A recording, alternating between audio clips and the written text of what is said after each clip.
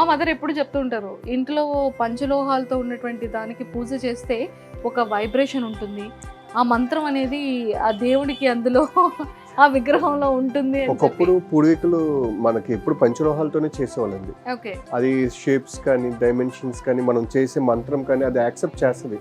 అది ఎప్పుడు పాజిటివ్ వేవ్ని తీసుకుంటుంది, నెగిటివ్ వేవ్ని వదిలేస్తుంది. ఓకే. దానికని ఎప్పుడైనా పంచలోహాలే చేయమని చెప్తారు.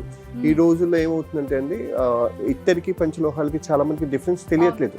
ఆ తెలియకపోవటం వల్ల ఇత్తడిని అయినా పంచలోహాలైనా ఏదైనా చిన్న సైజు పంతులు కూడా చెప్తున్నారు కదా, 2 అంగుళాలు 3 అంగుళాల విగ్రహాలు దేనికైనా పూజ చేసినా సరిపోయిద్దని. అలా 2 అంగుళాలు 3 అంగుళాల్లో ఏ విగ్రహం ఒకటి అని తీసేసుకుంటున్నారు తప్ప దాన్ని తీసుకున్న దానికి ఉపయోగం ఏంటి అనేది వాళ్ళకి తెలియట్లేదు.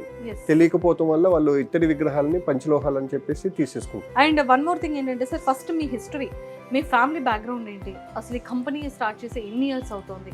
సో ఇప్పటికి 85 ఇయర్స్ అయినా కూడా ఈ తరంలో కూడా మీరు కంటిన్యూ చేయడానికి గల మెయిన్ రీజన్ ఏంటి? మా తాతగారు అండి స్థాపించింది, అక్కల రామయ్య గారు అని 1940లో స్థాపించారు. ఓకే.